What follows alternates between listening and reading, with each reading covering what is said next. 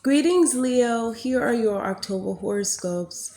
Leo, September was your stage, your spotlight, and it was chaos.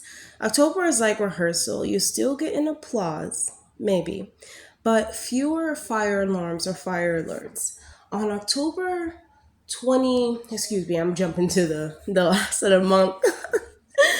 Damn, we're really in like this time capsule. But anyways, on October 6th, which is the beginning of the month, Leo, Mercury's going to be entering into Scorpio in your natal fourth house. Mercury activating your fourth house in Scorpio brings a focus to your inner foundations or your emotional foundations, your roots and family, even your home. So communication turns inward, it turns more private, and these conversations with family members may go deeper than usual. You might be bringing out these long suppressed truths or these unspoken feelings. And for you, this is a time where words can connect through like you feel like you're speaking from your ancestral line or stories from your parents or grandparents or pictures and memories, things that really move the heartstrings. And your homeland, can even resurface, helping you understand yourself in a more profound way. You can feel the urge to journal, reflect, even do voice notes, as I'm doing right now, and, research even into your own family history. With Mercury being in Scorpio, these secrets are really unearthed. They can bring up a really much needed healing factor. And if you handle them with honesty and care, it can really bring you a lot of information that you may have had about your family, about ancestry, things that are extremely deep and go in depth into who you are as a person or play a part in who you are as a person, Leo. And on October 7th, we're going to have a full moon in Aries in your natal ninth house, which is, trining you. So the full moon in Aries is about philosophy. It's about your travel. It's about higher learning, the spiritual perspective. And this lunation is about release, about letting go of these outdated beliefs, these rigid ideas that have to do with the world, and this is pursuing truth. And even things that no longer resonate with you, you have to let those things go. And you might feel this strong call to expand your horizons, whether it's through study, publishing, teaching, traveling, getting out there, in the world, even from lived experiences that you have. And for some Leos, this can mark a combination of an educational journey. Maybe you're launching a course, or maybe there's this completion of this spiritual cycle. And with Aries energy, which you're familiar with, very fiery, right? But with Aries energy, what I mean by fiery, I mean by passionate, willing to get things done. And this really inspires you to insert yourself in matters of the truth and step into yourself or step into your idea of the world or this uncharted territory courageously. And if you've been holding yourself back from sharing your ideas or sharing your wisdom, this full moon is going to ask you to declare it more openly.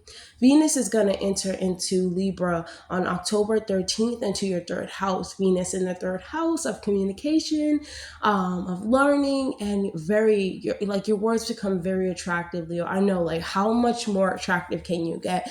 Truly, Leo risings are just such beautiful souls that I really admire, and being a Leo sun, it's really hard to understand the type of love and heart that we actually wear on our sleeves, like our expression, and like how of course it depends on the placement, but how much joy we want to bring to ourselves and in other people's lives is like it's this truly magnetic sense, it's like this truly magnetic energy that you cannot get from anyone who isn't a Leo, but anyway, you might find yourself like connecting with others more easily, and this is a really wonderful time for writing, publishing, speaking, even if you have like media or something like that.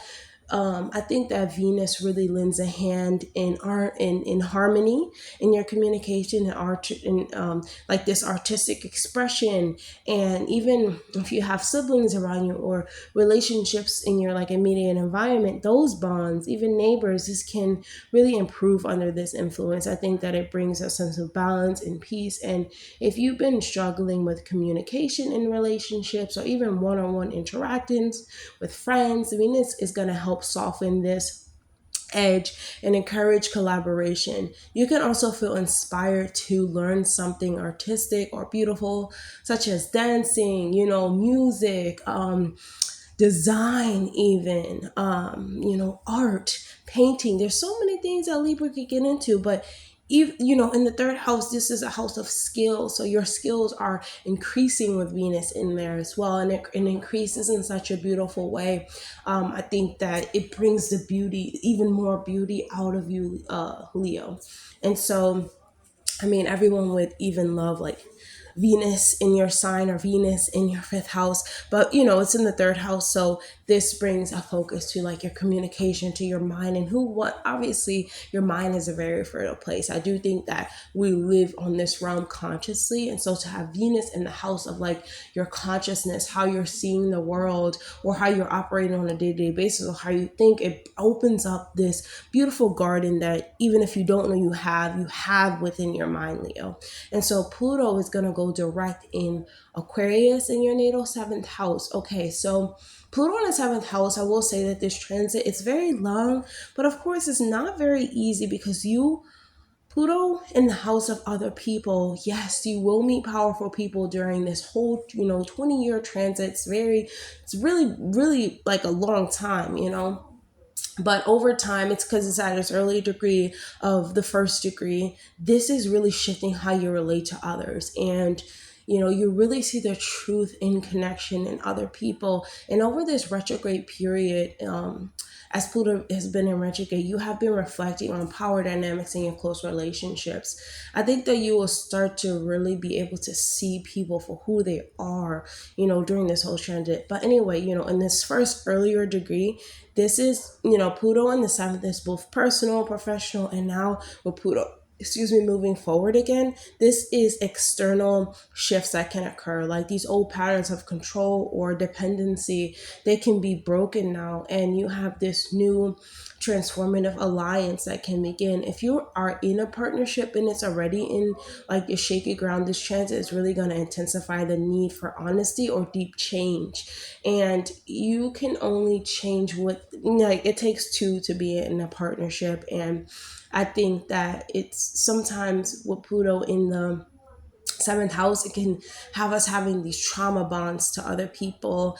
And even if you're single, this is a mark of arrival, someone who really shakes your world and really changes the way that you see things. Someone with like this Plutonian presence, they really challenge your sense of growing.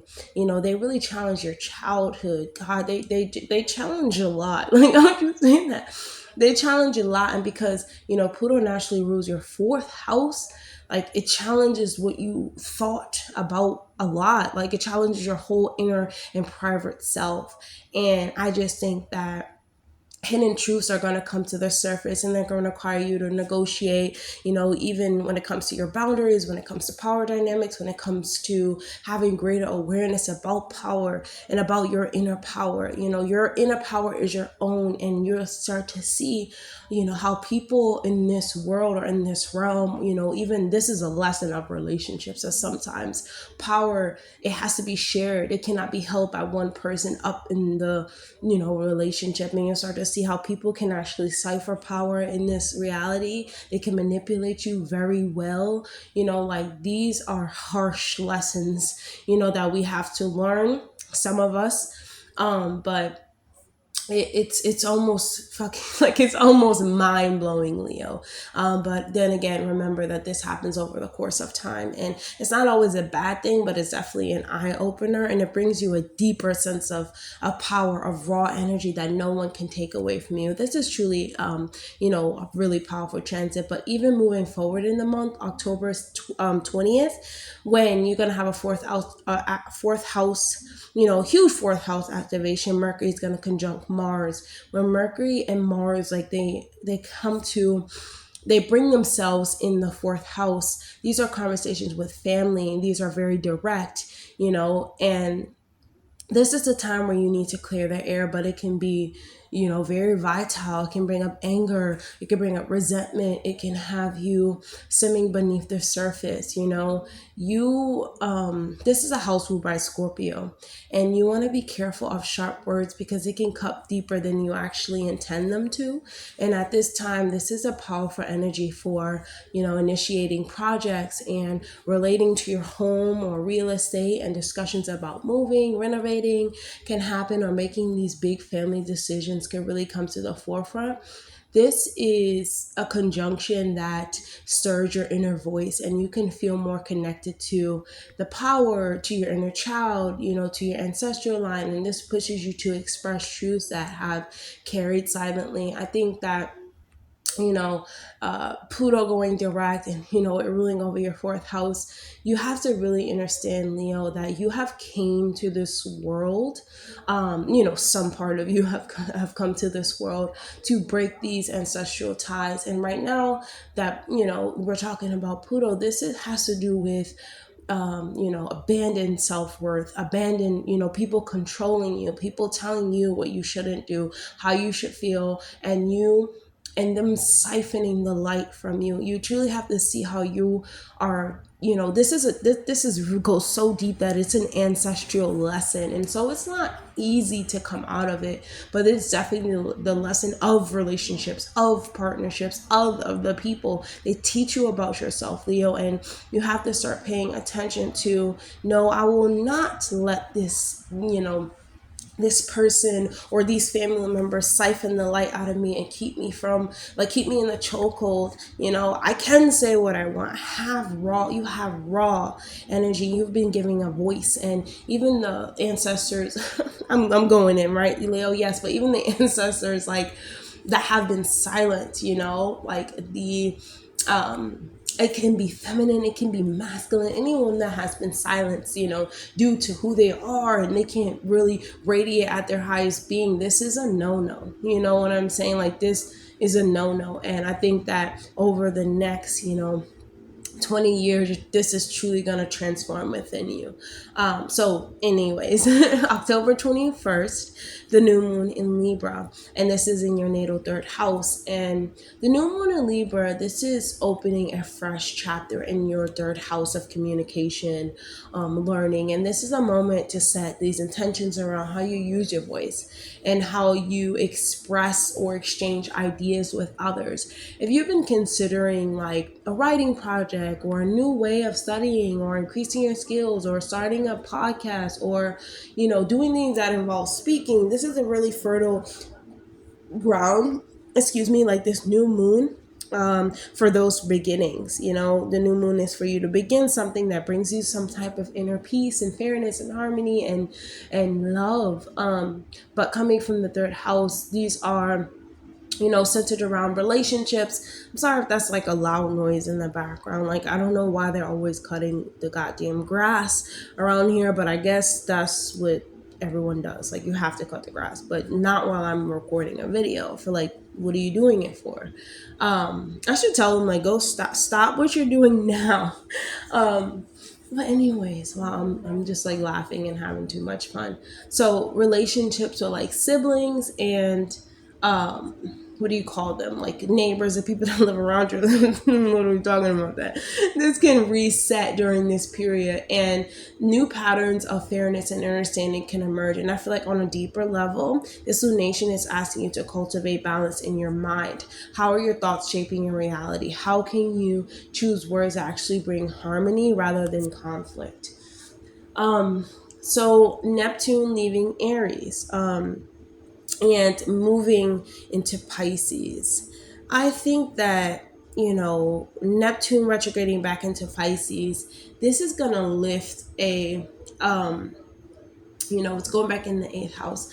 This is lifting a fog for you. I think that um, many Leos are going to allow themselves to reclaim their inner authority about what they believe, about, you know, what they want out of life, and even about your own guilt and own shame and trauma, confronting those things, like, so I did that in the past, okay, and why do you keep trying to crucify me? It's like manipulate, it's like, ugh, it's so many things, but this can really feel like a turning point where these illusions start to fall away and you start to leave.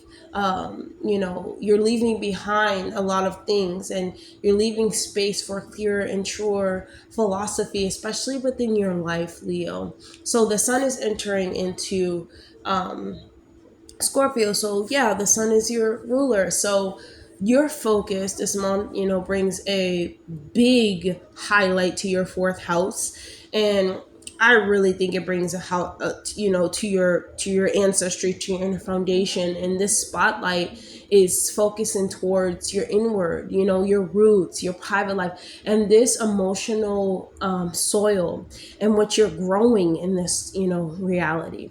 This is a month, or even this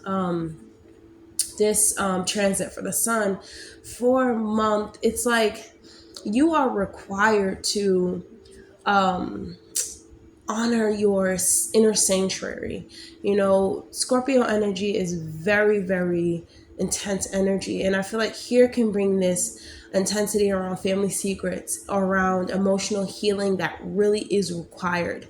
And, even when the sun, I know you work with the sun a lot, but the sun is very powerful force. And it being in your private life or personal life, let's just say that it's giving you a chance to reclaim your power and establish this emotional security. This is also a season where home projects or real estate, or in my favorite, I think that this is like the deepest level of this whole, fourth house activation. It's almost like ancestral rituals can really be put into play, and they can really, really show itself as being powerful. Like, you almost need your ancestors to get through things that will happen in your life, and you start to realize that they are available to you. And just think about this: on October 23rd, also Mercury is going to conjunct Lilith. Like, whoa there, right? Mercury aligning with the Black Moon, Lilith in your fourth house. This is giving you a voice that has been silenced in your home or your family history. Now there's someone speaking through your ancestry. It's like, no, we will not do this. No, because it comes up in a very, rebellious way, or it comes up in a very controversial way. But in a way, like, it has to come up so you can find yourself speaking truths that other prefer to, like, keep hidden. And this can involve ancestral patterns, family dynamics, of course, and these repressed aspects of your own emotional life. And when it stirs, it can be very uncomfortable for you, but ultimately is very empowering. It's giving you words to what people or things have denied, or beings have denied you from, when it comes to healing or bringing healing and liberation to yourself, to your home, to your voice. And you can feel compelled to really claim your right to live authentically at home, and also free yourself from expectations of family and tradition. Actually sounds like an argument is happening behind here. Behind here, it's like in the background, it sounds like there's an argument going on. Leo, try not to argue with others, but Mars is going to conjunct Lilith on the 26th. That just sounds like an argument in my comments, like in my experience as an astrologer. There will be arguments, Leo. I mean, confrontations, and definitely in a domestic way, and conflicts over control, conflicts over independence, or some type of suppressed emotions. Yet at the same time, this energy can also be channeled into this profound transformation, breaking these generational cycles and reclaiming your space, especially this sovereign being that you are within your private life, even within your most private self. That is a sovereign being, you know? Excuse me. And then I feel like on a symbolic level, or there's a lot of things that will happen where you can start to see, certain synchronicities. You can just start to feel certain habits. People just say stuff that are around you. You're like, no, I'm not doing that. Like, no, there's a lot of no's. I do think that because people have this idea of you, Leo, especially the people that are surrounding you. And I feel like this is fire that's coursing through your veins, but through like really your roots, and it's important for you to really ground yourself, really get out in the grass, really be barefoot, Sundance, do all of the things that you need to do, because you are truly burning away what no longer serves that new, fertile soil that is emerging right now. This is truly important for you to do. Really ground yourself. And I won't say, of course, Mercury is in that house as well, but Mercury is going to be moving on into Sagittarius on the 29th. But really try to ground yourself, with do physical things in order to get this energy out, work out. But my suggestion truly is putting your feet in the grass and imagining roots, coming from the soles of your feet all the way down to the bottom of the earth, and you being empowered by these things. You know what I'm saying? Hug trees, put your hands on trees, hang from trees, do whatever you need to do to really ground yourself. But physical touching is going to really, get you to see that it's not that you're crazy, it's that your ancestry is tired of like hiding and being suppressed, and that's what you're meant to do, liberate them in this lifetime. And then, so yeah, the 29th, Mercury moving into Sagittarius in the 5th, this is lighting up your house of joy and children. And after the really heavy themes of Scorpio in your 4th house, this definitely feels lighter. It feels more expansive. It feels like your mind now wants to play and wants to take adventure and wants to express itself in conversations with children or lovers, or even your inner child. They become more optimistic, more fun, and you find yourself really inspired to write, inspired to create, perform, or even like this renewed sense of joy. This is a transit that also supports like learning and teaching in an artistic or expansive field. And even at heart, because this is a house, this is your house, the 5th house. Training you as well, even at heart, it's like reclaiming your sense of joy, your sense of voice, and really sharing it with the world, or sharing it with those that make you feel happy and make you smile, Leo. So yes, that's all I have for you for this month, Leo. I hope that was helpful. Definitely like, comment, subscribe, please, and I'll see you guys on the next video. Bye, Leo.